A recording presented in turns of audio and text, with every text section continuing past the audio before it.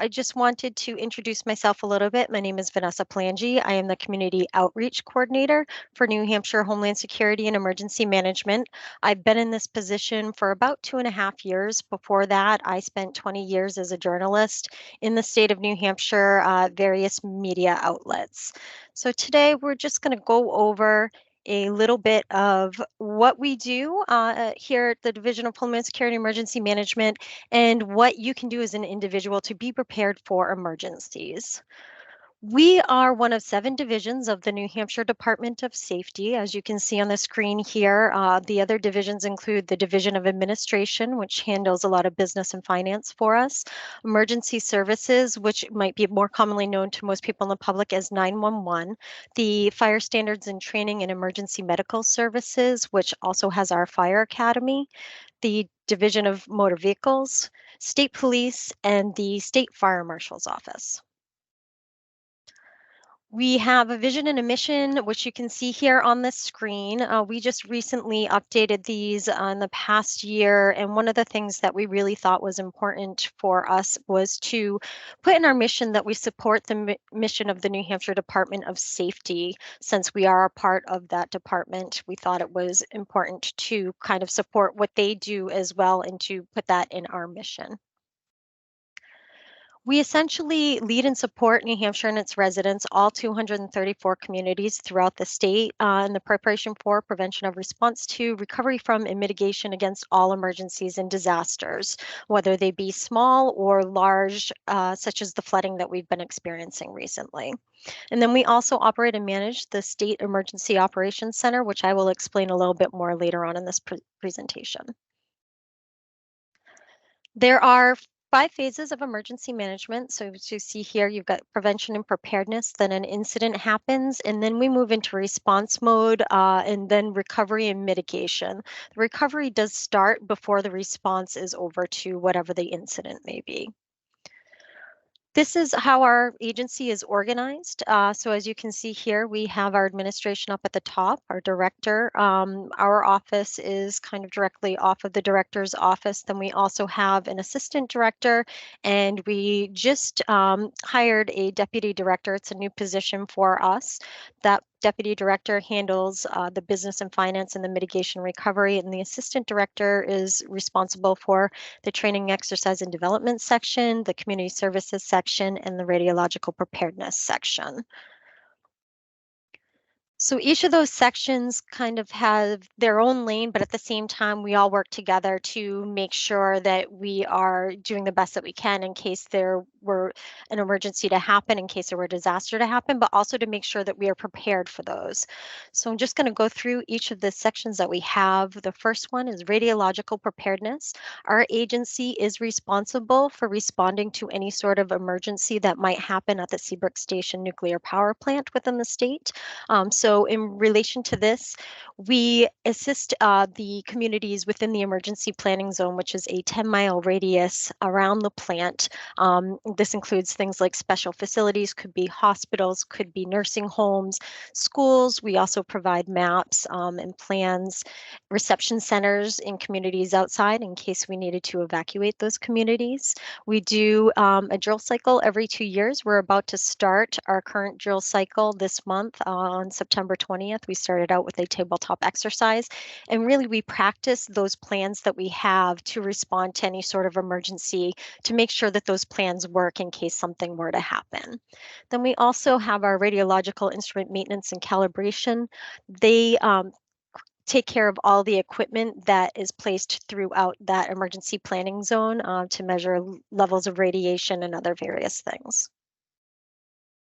Our mitigation and recovery section's been pretty busy lately. These are the people that help out with the public assistance in regards to any disasters that either are declared or we are trying to get declared, putting a request in to get declared. So as you can imagine, recently we have requested disaster declarations for flooding that happened on April 30th and May 1st, and then we just asked for the same for flooding that occurred between July 9th and 17th. These people help with grants management, so as I mentioned, public assistance, legacy disasters, so older disasters, then COVID-19. As you can imagine, even though the public health emergency has ended, it's still a large financial issue going on, getting money out to where it needs to be. And then we also have our current disasters. Our most recent disaster that was declared was a storm that happened this past December, December 22nd through 25th, right around Christmas time. Then they also help out with hazard mitigation throughout the state. Projects such as repairing culverts and making culverts so that they are in better condition to prevent flooding down the road. Our training, exercise, and development section works with all the communities within the state to make sure that they have the training that they might need. They will go out into a community and do things such as a tabletop exercise or a workshop, or sometimes even a full-scale exercise. We've done a few full-scale exercises recently. We had one this summer at Guilford at I think they just changed their name to Bank NH Pavilion, so the Bank of New Hampshire Pavilion. And we did one in Laconia a little bit earlier this year at one of the elementary schools. They also run a Houses of Worship program, which has been getting some attention nationally to try to make houses of worship safe. They train the people that are within those houses of worship what they can do to better secure their facilities, as well as civilian response to active shooter events, CRAZE. Our community services section, they do a situational awareness duty officer program. So we do have somebody that is on call 24/7 at our agency. Quick phone call to state police dispatch can get you in touch with that person if there were some sort of emergency to arrive in the overnight hours. They also help maintain the State Emergency Operations Center, Web EOC, which is an online platform. We use that a lot of times for communities to communicate with us. For example, right now we do have an event within our Web EOC in regards to the extreme heat that we're having. We always set something up for the summer, and communities can share if they have any sort of cooling center information or if they're in need of anything like bottles of water or something similar to that. They also help with our vehicle fleet and our IT and facility equipment, plan development and maintenance. So we host the state plans for hazard mitigation and our state emergency operations plan. Those folks help with those plans. And then they also maintain information for us in regards to the weather for situational awareness and our app NH Alerts. Within the community services section, there's the school readiness program. As you can imagine, this program tends to get a lot of attention when there are incidents happening throughout the United States. These folks, they go out and do physical security assessments on schools. They look at three things. They look at the surveillance, the access control, and the emergency alerting. And they go through the school with the school emergency operations plan and will help them, look at any vulnerabilities that they may have so that they can secure the school a little bit better. We've had more than 500 schools within the state that have had at least an initial assessment, and then many have had a third or second and a third, and we just completed a fourth assessment on a school a little bit earlier this year. They also receive the school emergency operations plan. So every year in October, all the schools throughout the state are required to submit an emergency operations plan to our agency. And they use those plans when they go out and do those assessments so that they can really look at what the schools are doing. And we also go out and do exercises within the schools to make sure that the people at those schools, the staff, whoever it may be, anywhere from superintendents down to the custodians, know what to do with those plans if an emergency were to happen at the school.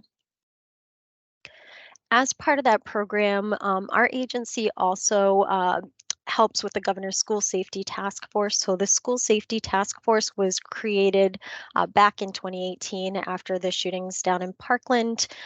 We came up with 59 recommendations for the initial report that came out in 2018.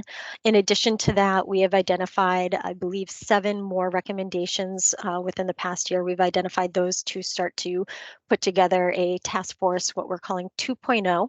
So these are just some more ideas where we found gaps within the initial recommendations to really work to make sure that these schools throughout the state are safe. One of these recommendations includes the School Safety Resource Center. That School Safety Resource Center has a bunch of information on it, anywhere from trainings to mental health best practices, as well as all of the 59 recommendations and the task force report that came out. So my office, the Community Outreach Office, we are responsible for putting out preparedness messaging, working throughout different communities. I go out to different groups and give this presentation frequently throughout the state. And we decided to kind of move it online here to see how people might enjoy it. And so our office, we have our mascot, Ready the Prepared Puppy. So he teaches kids knowing what to do and having what they need to stay safe. He usually visits K through 4th grade. It's a great program to start kids early so that they're working on their emergency preparedness early. It helps to alleviate any sort of anxiety and fears that could surround any emergency that might happen. We also maintain our agency's social media, our disaster website, readynh.gov, and we help with the See Something, Say Something program. We are kind of an ambassador for the state, putting out that messaging.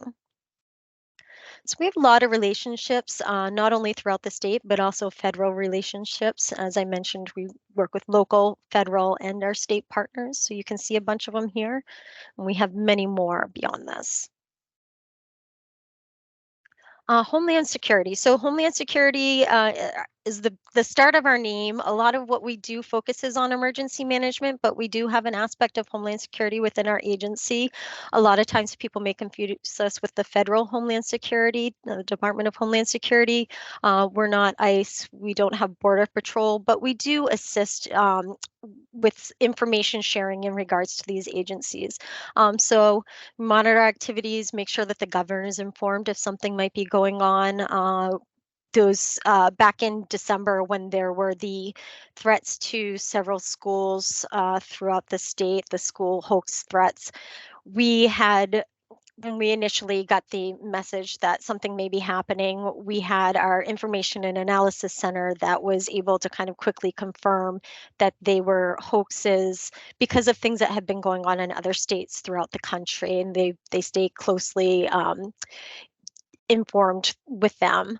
See these other agencies that we interact with, some of the federal agencies, state agencies, and then we also will do threat assessments for special events and activities, something like the NASCAR race that happens every year. We will do threat assessments for that if needed, or a community can also ask us to set up social media monitoring if need be surrounding an event. So a lot of what we do can be based on preparedness and response. So response, all disasters start local and all disasters end local. So if you're in a local community, you're going to be the first person that's responding if you're a first responder there, but you're also going to be the person that's still there once the state and maybe federal agencies have come in and then they've turned around and left. So we might activate the State Emergency Operations Center if a community asks us to kind of assist with those needs. They can request resources and assistance through mutual aid agreements. We've seen that a lot recently, especially there's a public works mutual aid agreement that's been used frequently for all of the flooding that's been happening. And then if they can't get some resource through that mutual aid agreement, they might reach out to the state to ask for something. What we've seen recently, things like Jersey barriers for roads. A lot of times when you see this flooding in a specific area, all the towns around them may have used up all of their items for their own roads, so they might reach out to the state to request something like this. We've also seen a lot of cones and electronic signs that communities have needed in regards to the recent flooding. And then if we can't fulfill that resource, we can use what's called the Emergency Management Assistance Compact and reach out to other states throughout the United States to see if they might be able to provide that for us. As I mentioned earlier, we do operate and maintain the State Emergency Operations Center. So we coordinate any sort of state response to any incident that may be happening. We have activated quite a bit recently for the flooding that has happened. When we were activated for the NASCAR race, we actually pivoted over to flooding because it was occurring that same day. So it's basically some of it's situational awareness, make sure we're getting messaging out. Things recently, we had an emergency management director that we were on the phone with. Talking about people going around barriers and they had to do a couple of water rescues, and we were able to get some messaging out in regards to that to make sure that people were kind of paying attention to those barriers and not only keeping themselves safe but keeping those first responders safe. Our building is self-sustainable. It's a secure building. So we have badges to get in and around the building. A lot of doors won't open unless the next one is closed. We do have a generator. We have water supply. We have meals ready to eat. And there are also dormitory facilities on campus. If we needed to stay over for something like the December storm, there are a few people who need to use those dormitories because of all the snow and they were unable to get home. So it's just something that we have available to us. We do have 4 activation levels of the State Emergency Operations Center. So steady state is a day like today. It's a blue sky day. We don't anticipate being activated. Then we have our enhanced monitoring and our partial levels and our full. The partial is the level that we most use, and it varies depending on what the event is and who we need within the Emergency Operations Center. So we have these emergency support functions, and a full operation would basically mean that all of these emergency support functions would be asked to respond to the State Emergency Operations Center. We also, during partial activations such as flooding or snowstorm, we'd probably activate our ESF1, which is transportation, our ESF3, which is public works and engineering. Our agency is ESF5, so that's emergency management, but then my office also handles the public information, so that would be ESF15.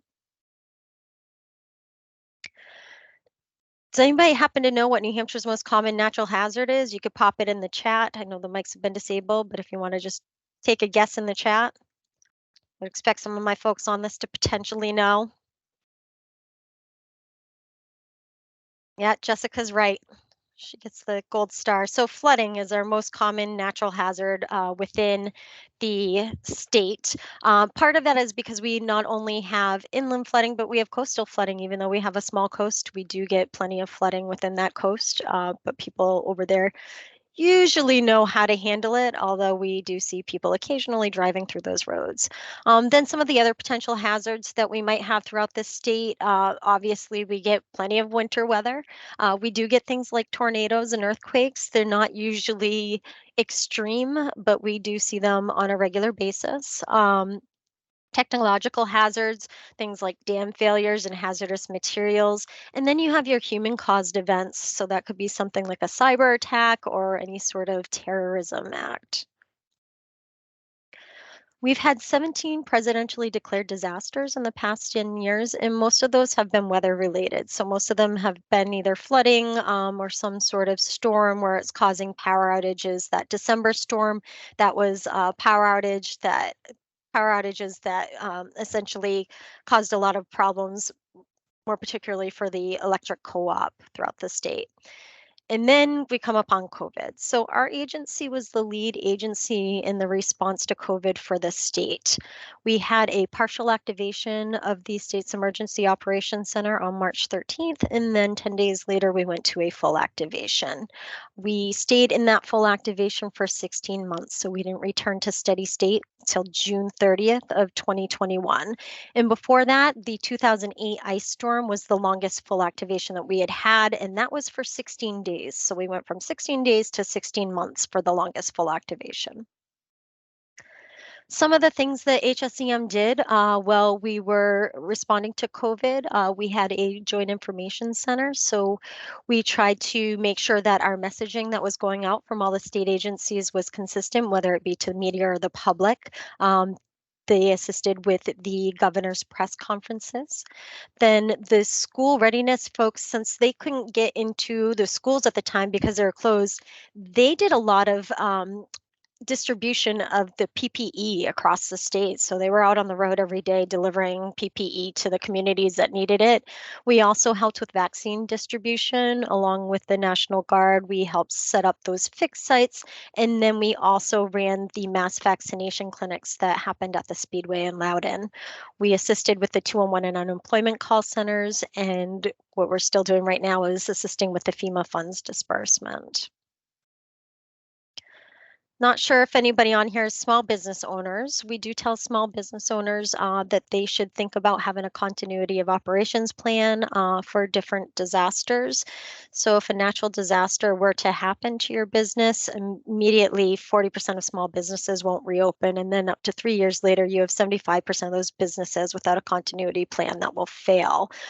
We could still be seeing some effects of something like COVID right now, where even though COVID, the federal declaration has ended, there could still be some businesses that are being affected by what happened to them and the amount of money that they lost. So one of the things they say for that business continuity of operations plan, so you need to identify your risk.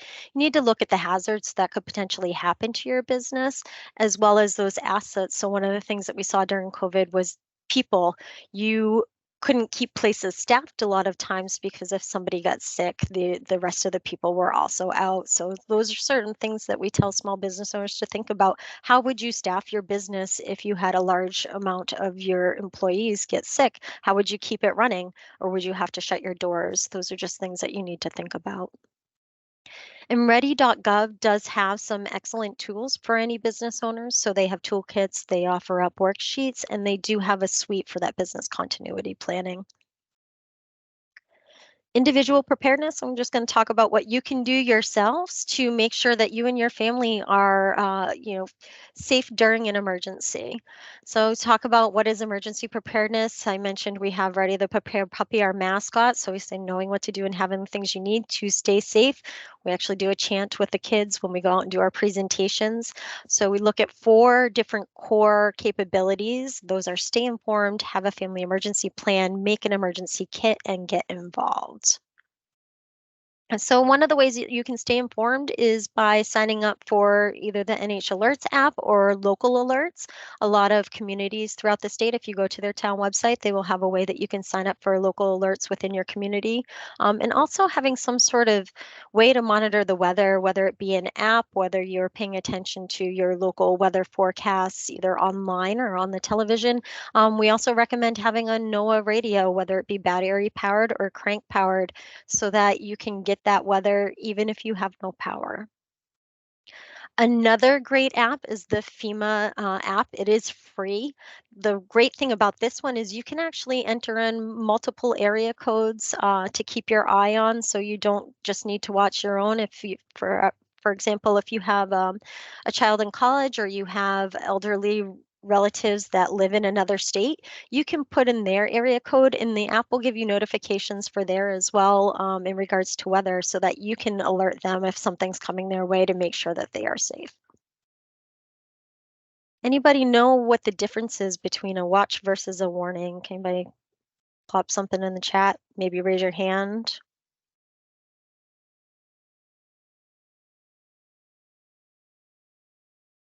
Anyone want to take a guess?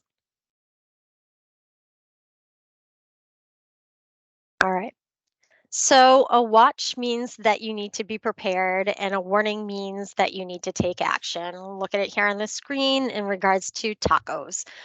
So if you have the ingredients to make the tacos, then you're prepared. However, if the tacos are already made and they're ready to eat, then you can take action and eat those tacos. So that's just one of the weather terms that we tell people to be familiar with. There are a few others. But those are the basic ones that really help out in regards to most events. For example, floods, heat, all those types of things. So another thing we talk to people about is having a plan. A lot of people will have a plan if there's a fire at their house. You might come up with a meeting spot, whether it be like across the street or down at the end of your driveway. People don't necessarily think about these other things, like what happens if you're not home and can't get to your house. The flooding is a great example. There are a lot of people who could not get to their homes. How many phone numbers do you have memorized? A lot of us have our cell phones. We're not necessarily memorizing numbers anymore. And if you have pets, who's going to take care of your pet if you can't get home or if you need to evacuate? Do you have a plan for where you can bring that pet? Do you have either a family friend or a relative, or have you contacted maybe a local hotel or motel that might be pet friendly in order to be able to stay there? So we say know who to call, know where to go, and know what to do. We do have these products, the Family Emergency Plan and the Emergency Contact Cards on our website, readynh.gov, for people to download so that they can have those in place. I've heard a lot of good stories recently about the emergency contact cards, where people say they're keeping them in their glove boxes, and just in case something happens to them on the road. Some people are putting them in their children's backpacks for when if they're going off to school. And I've seen people too, in regards to when kids go off to college, packing them with them when they go off to college. I had a coworker whose daughter lost her phone, I believe, within like the first week of college a few years ago, and she had written all the emergency contact numbers down. She did not have mom's number memorized, but she was able to get a hold of her mother because she had it written down on these cards. What's in your emergency kit? So making a kit is important, right? See some of the items on here: flashlights, extra set of clothes, personal hygiene items, first aid kit, so NOAA weather radio in there, water and food, all very important items. You want to make sure you have any important documents, copies of those, and you want to put them in something that's waterproof as well. Talk about having enough for 3 days, remembering things like medications, and also remembering anything that your pets may need. Another thing to talk about is making changes with the seasons. I keep an emergency kit in my car. My emergency kit in the summer is not the same as it is in the winter. My clothes obviously would change, as well as some other items. In the winter, I might include something like a shovel and kitty litter. Those are things I'm not going to need during the summer. And then getting involved. Let's talk to people about learning how to get involved in their community. Community emergency response teams are a great way to kind of really get some basic skills down, first aid skills, and then you can help out with things like events within town, traffic, those types of management. FEMA program, you are the help until help arrives. National Voluntary Organizations active in disasters. We've actually been using them for some of the flooding that's been happening. I know they've been using them over in Vermont as well to help out some people who needed assistance with their homes and flooding that they had in their homes. Talk about taking a first aid class or CPR class. And there's also free training online. FEMA's Emergency Management Institute offers up independent study courses, so you can take them at your own pace. They range from things like volunteering to learning about the National Incident Management System and the Incident Command System as well. And then there's also volunteernh.org. You can go on there and you can upload a profile, and that might match you up with some organizations that are looking for skills like yours, or you can search for organizations themselves, what they may need. Mentioned earlier, so we do help out with this See Something, Say Something program through in the state. This program started after September 11th, and it's one of those things where basically if you see something that looks out of the ordinary or looks suspicious, we ask you to report it to either your local authorities or 911, I guess, depending on the severity of the situation.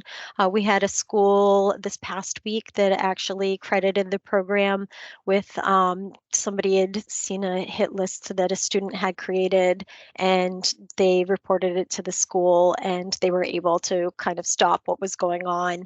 I have had instances in my own travels. One day I was going home from work and there's a stroller by a park at the side of the road. Didn't think much of it. When I was coming back to work the next day, that stroller was still there. I thought it looked a little bit odd, so I just gave the local cops a call to have them check it out. And they appreciate it. It's one of those things where we all kind of know our everyday routes. You might go to work the same way, you might travel to the grocery store the same way. So you're going to notice if something looks suspicious within your regular routes in your own neighborhood before somebody else might.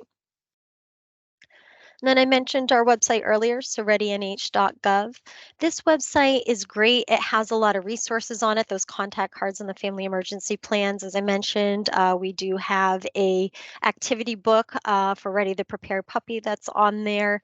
There's all kinds of information in regards to individual different types of disasters. So we have everything from flooding to extreme heat to extreme cold, earthquakes, a whole bunch of preparedness tips because it might be slightly different depending on what that incident is. So we just try to offer up as many tips as we possibly can. And we have social media accounts as well. So we're on Facebook, we're on Twitter, we are on Instagram, we have a LinkedIn account, and we also are on Nextdoor. That is a great way to get information from us fairly quickly.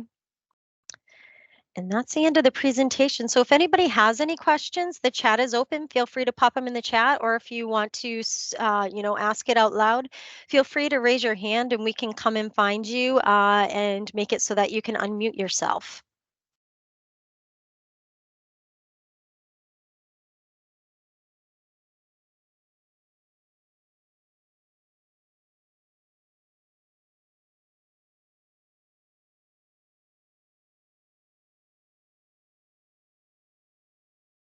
All right, I'm not seeing any questions.